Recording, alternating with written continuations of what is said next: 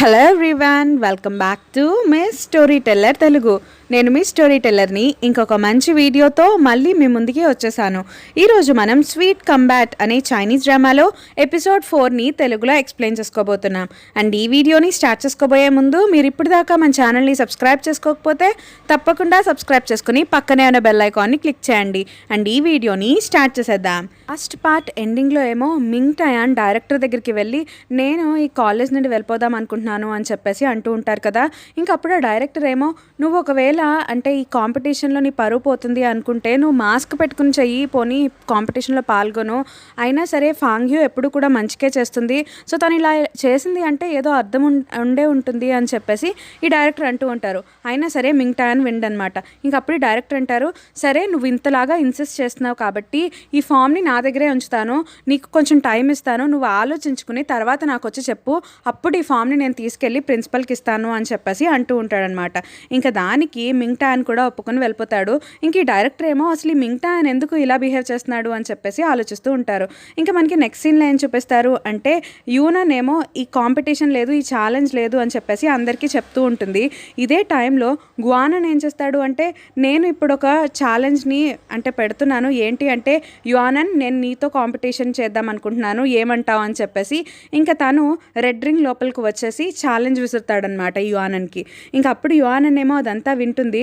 ఇంకా విని సరే అయితే నేను కూడా ఈ ఛాలెంజ్కి ఒప్పుకుంటాను అని చెప్పేసి ఇంకా వెంటనే తను కూడా రెడ్ రింగ్లోకి వెళ్ళి తన 3 ఫింగర్స్ని పైకి ఎత్తి చెప్తుందనమాట, నేను ఒప్పుకుంటున్నాను అని చెప్పేసి.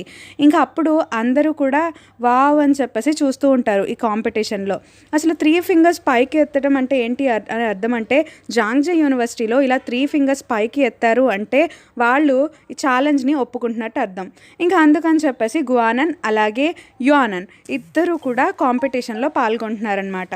ఇంకా మనకి నెక్స్ట్ సీన్లో ఏం చూపిస్తారు అంటే ఫాంగ్యూ ఏమో సైకిల్ కొంటుంది కదా, సో ఆ సైకిల్ తొక్కుంటూ వెళ్ళి ఈ సైకిల్కి నేను మింగ్ టయాన్కి ఇస్తాను, తను చాలా హ్యాపీగా ఉంటాడు, ఇంకా తను కాలేజ్ కూడా మానక్కర్లేదు అని చెప్పేసి ఇంకా తను అలా నవ్వుకుంటూ మాట్లాడుకుంటూ ఉంటుంది.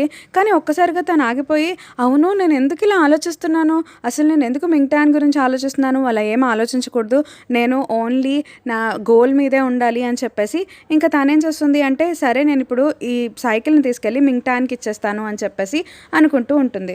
ఇంకా నెక్స్ట్ సీన్లో మనకి గువానన్కి అలాగే యువానన్కి ఇద్దరికి కూడా కాంపిటీషన్ని చూపిస్తారు.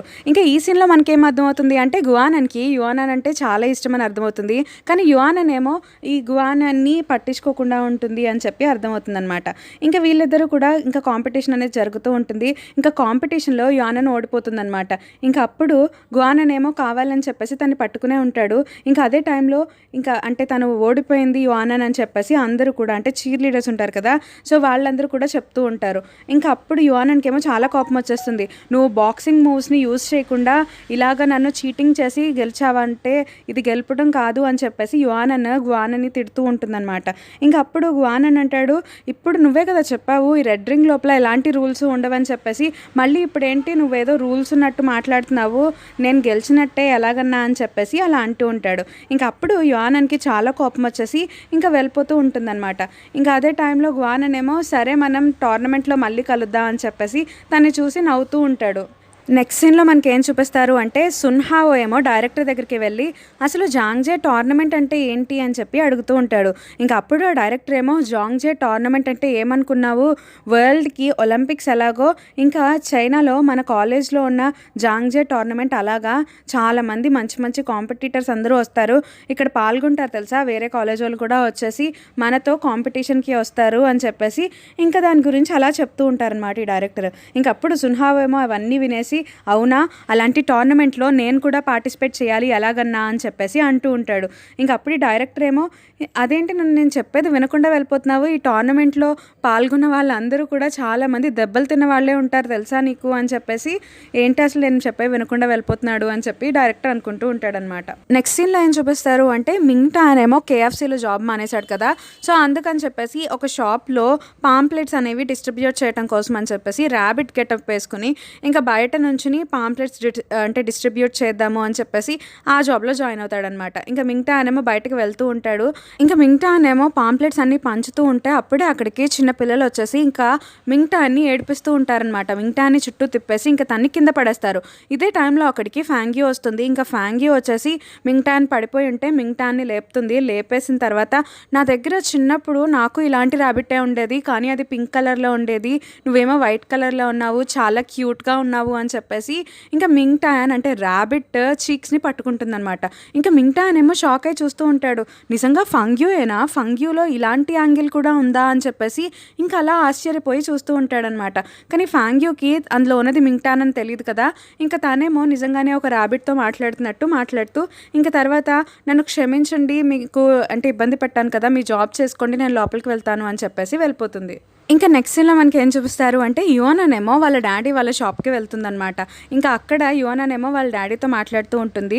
ఇంకా అదే టైంలో యువనన్ ఏం చెప్తుంది అంటే వాళ్ళ డాడీతో, ఈరోజు నేను ఒక కాంపిటీషన్లో పాల్గొన్నాను, ఇంకా అందులో ఒక అబ్బాయి నన్ను ఓడించాడు అని చెప్పేసి అలా అంటూ ఉంటుంది. ఇంకా అప్పుడు వాళ్ళ డాడీ ఏమో, ఏంటి నిన్ను ఓడించాడంటే ఆ అబ్బాయి చాలా మంచివాడే అయి ఉంటాడు, నువ్వు అమ్మాయివే కదా, నువ్వు ఎందుకు డేటింగ్ చేయకూడదు ఆ అబ్బాయితో అని చెప్పేసి వాళ్ళ డాడీ అంటూ ఉంటారు.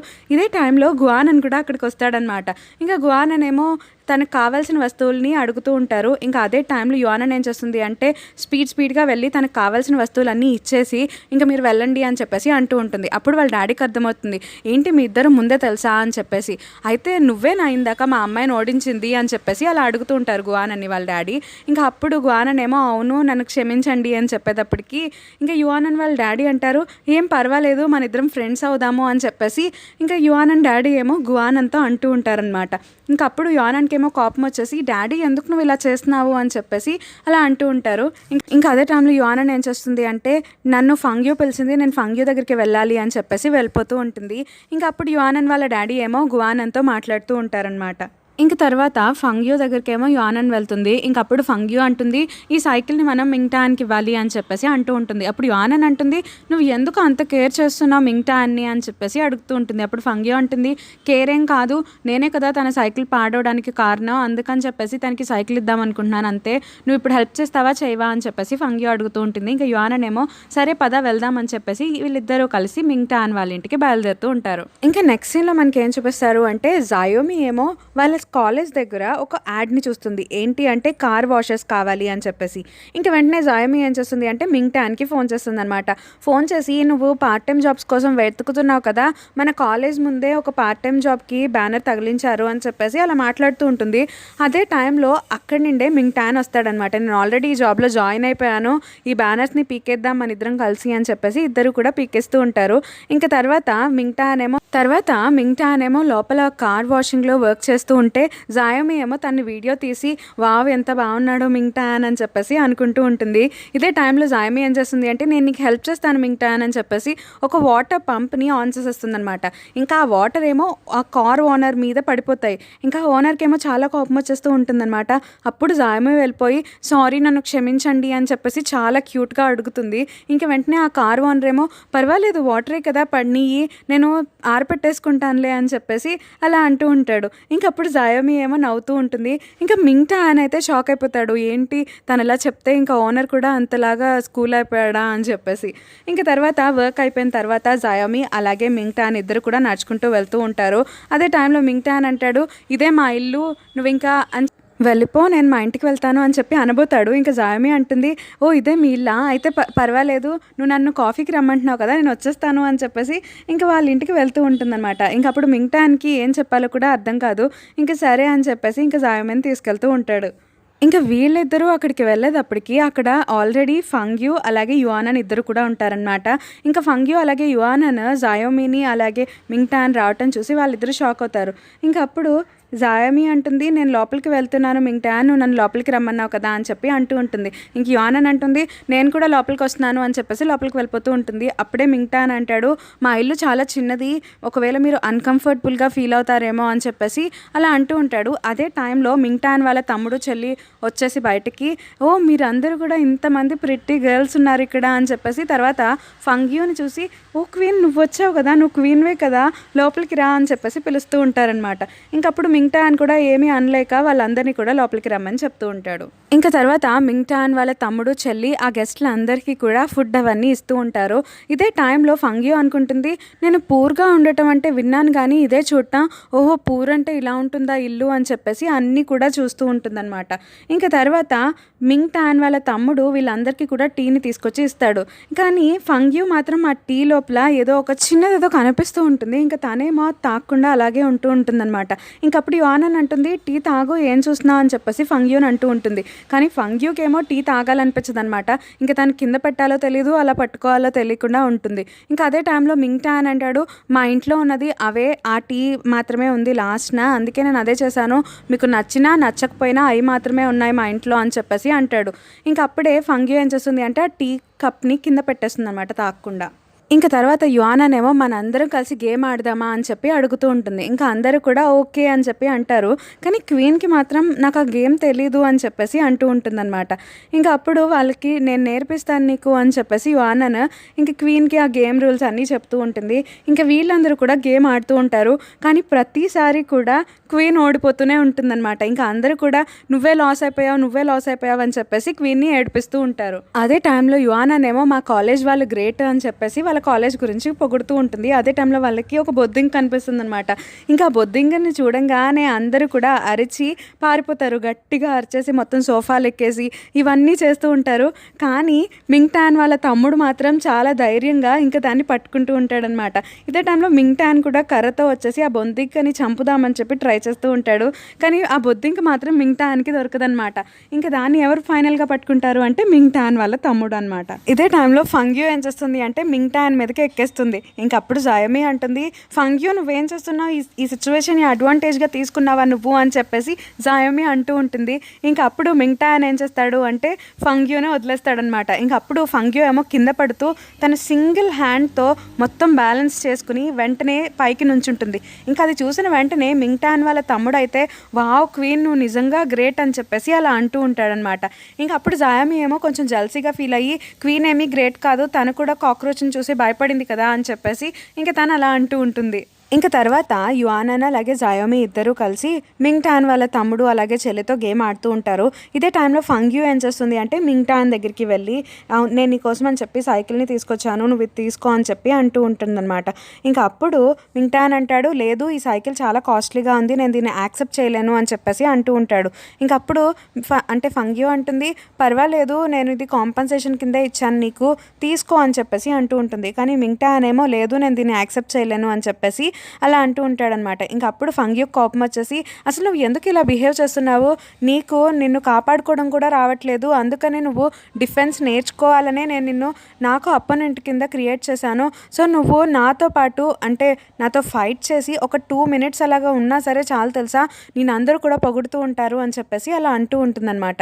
ఇంకా అప్పుడు మింగ్టాన్ అంటాడు, నాకు అందరు పొగడుతులు ఏమీ అక్కర్లేదు, ఎవరేమనుకున్నా నాకు అనవసరం, అయినా సరే ఎప్పుడు కూడా వైలెన్స్తో ఏది కూడా మంచిది జరగదు, ఎప్పుడు కూడా చెడే జరుగుతుంది నాకు తెలుసు అని చెప్పేసి ఇంకా అలా కోపంగా అంటాడు, నేను ఈ సైకిల్ని తీసుకోలేను అని చెప్పేసి. ఇంకా అప్పుడు ఫంగ్యూ ఏమంటుంది అంటే సరే అయితే నీకు వద్దకపోతే మాని నువ్వేం చేసుకుంటావో చేసుకో, నేను కూడా ఈ సైకిల్ని తీసుకోను, ఇక్కడే వదిలేసి వెళ్ళిపోతాను అని చెప్పేసి ఇంకా అలా అంటూ ఉంటుందన్నమాట. తర్వాత ఫంగ్యూ ఏమంటుంది అంటే అవును ఆ రోజు నువ్వు ఫైట్ చేసినప్పుడు నేను చూశాను, నువ్వు కూడా కొన్ని టెక్నిక్స్ నేర్చుకున్నట్టున్నావు, నువ్వు బాక్సింగ్ నేర్చుకున్నావా అని చెప్పేసి అడుగుతూ ఉంటుంది. ఇంకా అప్పుడు మింగ్టాన్ ఏమో ఏమీ చెప్పకుండా అలాగే మాట్లాడకుండా ఉండిపోతాడు. ఇంకా తర్వాత ఫంగ్యూ కూడా వెళ్ళిపోతుందన్నమాట. తర్వాత ఫంగ్యూ వెళ్ళి యువానన్ మనం వెళ్దాం పదా అని చెప్పేసి పిలుస్తూ ఉంటుంది. ఇంకా యువానన్ అలాగే జాయోమి కూడా మేము వెళ్ళిపోతాము అని చెప్పేసి ఇంకా వాళ్ళిద్దరూ కూడా వెళ్ళడానికి బయలుదేరుతూ ఉంటారనమాట. ఇంకా అదే టైంలో జాయోమికి ఏమో మింగ్టాన్ వాళ్ళ తమ్ముడు మొహం మీద గీస్తూ ఉంటాడు, ఎందుకంటే తను గేమ్లో ఓడిపోయింది అని చెప్పేసి. ఇంకా ఎప్పుడైతే ఫంగ్యూ పిలిచిందో ఇంకా జాయోమి అదే మంచి టైం అనుకుని చెప్పేసి నేను కూడా వచ్చేస్తున్నాను, నేను వెళ్ళిపోతున్నాను బాయ్ అని చెప్పేసి వెళ్ళిపోతూ ఉంటుందన్నమాట, ఇంకా మొహం మీద గీపించుకోకుండా. ఇంకా వాళ్ళు వెళ్ళిపోయిన తర్వాత మింగ్టాన్ ఏమో ఫంగ్యూ ఇచ్చిన సైకిల్ని చూస్తూ ఉంటాడు. అప్పుడే వాళ్ళ తమ్ముడు వచ్చేసి కొత్త సైకిలా అని చెప్పేసి అడుగుతూ ఉంటాడు. అప్పుడు మింగ్టాన్ అంటాడు, లేదు ఈ సైకిల్ మంది కాదు, వాళ్ళకి ఇచ్చేస్తాను నేను తిరిగి అని చెప్పేసి మింగ్టాన్ అంటూ ఉంటాడు. ఇంకా అప్పుడే మింగ్టాన్ వాళ్ళ తమ్ముడేమో అన్నయ్య మాకు మా స్కూల్లో బాక్సింగ్ నేర్పిస్తారంట, నేను నేర్చుకుంటాను అని చెప్పి అంటూ ఉంటాడు. కానీ మింగ్టాన్ మాత్రం లేదు, ఇలాంటివన్నీ నాకు ఇష్టం లేదు, వైలెన్స్ అనేది ఎప్పుడు కూడా డిస్ట్రక్షనే చేస్తుంది కానీ ఎప్పుడు మంచి జరగదు, వద్దు అని చెప్పేసి అలా అంటూ ఉంటాడు. ఇంకా అప్పుడు వాళ్ళ తమ్ముడేమో నువ్వు ఎప్పుడు ఇంతే అని చెప్పేసి కోపంగా వెళ్ళిపోతూ ఉంటాడు లోపలికి. ఇంకా తర్వాత మింగ్టాన్ ఏమో చిన్నప్పుడు వాళ్ళ డాడీ తన కోసం అని చెప్పేసి బాక్సింగ్ అంతా నేర్పించటం ఇవన్నీ కూడా గుర్తెచ్చుకుంటూ ఉంటాడనమాట. అంటే మింగ్టాన్కి వాళ్ళ డాడీ తను చిన్నగా ఉన్నప్పటి నుండి పెద్ద అయ్యేదాకా ఇంకా బాక్సింగ్ అనేది నేర్పిస్తూనే ఉండేవాడనమాట.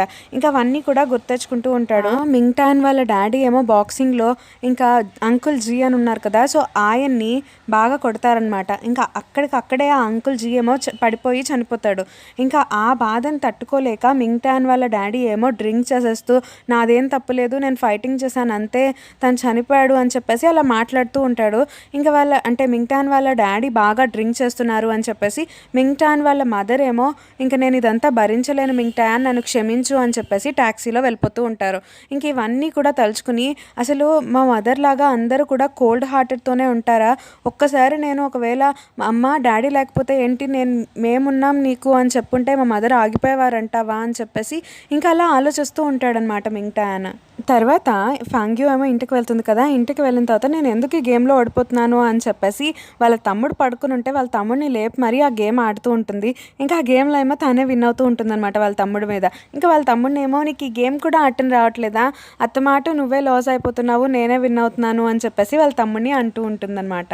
ఇంకా తర్వాత రోజు పొద్దున్నే జాంగ్జా యూనివర్సిటీ ప్రిన్సిపల్ సార్ ఏమో ఫాంగ్యూని అలాగే మింగ్టాన్ని ఇద్దరిని కూడా పిలుస్తారనమాట.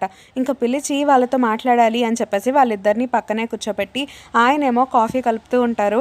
అండ్ ఈ ఎపిసోడ్ అనేది ఇక్కడితో అయిపోయింది. అండ్ మీకు కనుక ఈ వీడియో అలాగే నా ఎక్స్ప్లెనేషన్ నచ్చినట్లయితే తప్పకుండా లైక్ చేయండి, షేర్ చేయండి, కామెంట్ చేయండి, అలాగే మన ఛానల్ని సబ్స్క్రైబ్ చేసుకోండి. Thank you so much for watching this video.